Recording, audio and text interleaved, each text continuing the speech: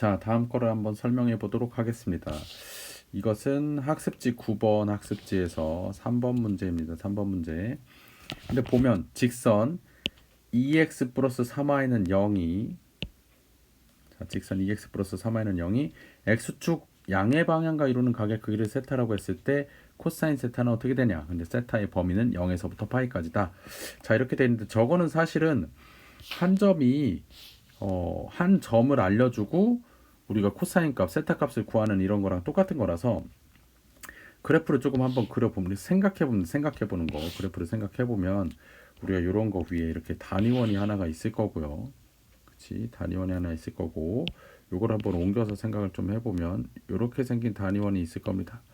근데 저 직선 그래프가 어떤 그래프냐면 y는 여기 써있네. y는 아이고 너무 밝아서 안 보입니다.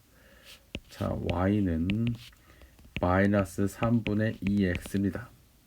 그럼 마이너스 3분의 2x라는 직선은 우리가 이렇게 생겼겠지. 마이너스 3분의 2는 제가 마이너스 3,2를 지날 테니까 한 요렇게 되겠네요. 마이너스 3분의 2 요렇게 되겠네요. 그래서 여기점의 좌표가 마이너스 3, 여기가 2 이렇게 되겠네요. 그치? 그럼 여기가 마이너스 3,2가 될 겁니다. 그럼 여기점의 좌표를 우리가 P라고 하고요. P의 좌표가 마이너스 3,2인 겁니다. 그러면 우리는 각도를 생각했을 때 X축 양의 방향과 이루는 각도다. 그러면 요 각도 여기가 세타라는 거고요. 그럼 반대로 여기 각도가 색깔이 안 보인다. 그치?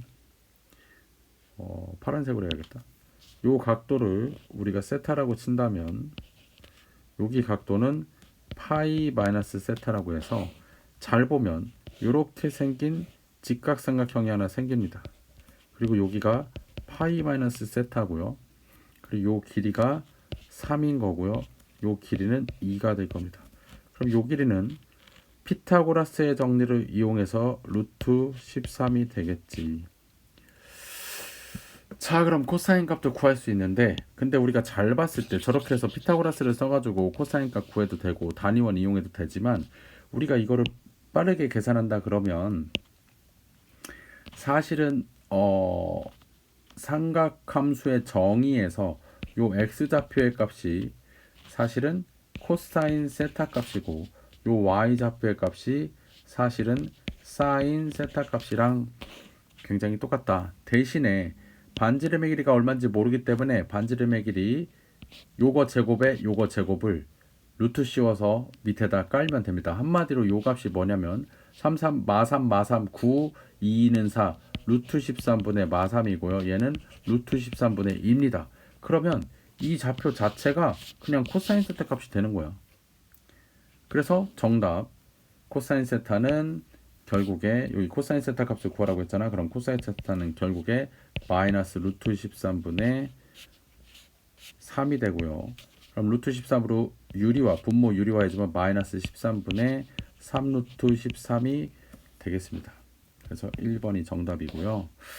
이거 같은 경우는 요 0하고 파이라는 값이 있기 때문에 여기서 보면 0에서부터 파이라는 값이 있기 때문에 각도가 여기 세타가 여기 정도 된다는 거고 여기가 파마세가 되기 때문에 요 삼각형에서 직각삼각형에서 우리가 값을 빼내는 건데 근데 굳이 이제 단위원을 우리가 생각해 보기 위해서 그렸던 거고 단위원이 없어도 우리가 요 상태에서 예제곱 요 밑에만 깔아주면 이 좌표 자체가 된다. 근데 여기에 있는 여러 가지 좌표들 되게 많잖아요. 많긴 한데 그래도 우리가 이왕이면 대입하기 편한 애들로 한다. 만약에 여기에 뭐 6, 뭐 마이너스 4로 하면 안 돼요? 그러면 이 단위원이 더 커지겠지.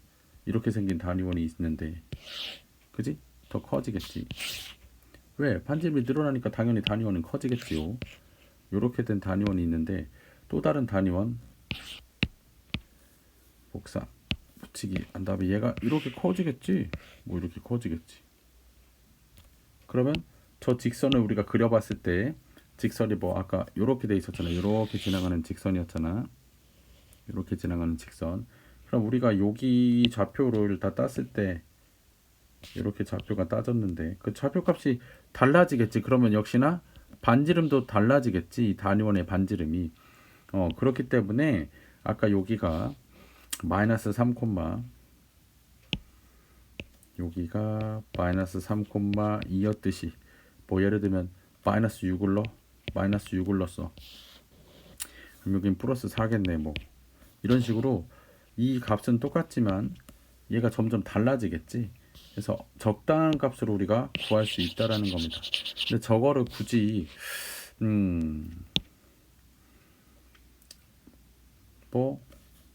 뭐 구한다기보다 이런 식으로 단위원의 느낌적으로 구해서 하면 되고요.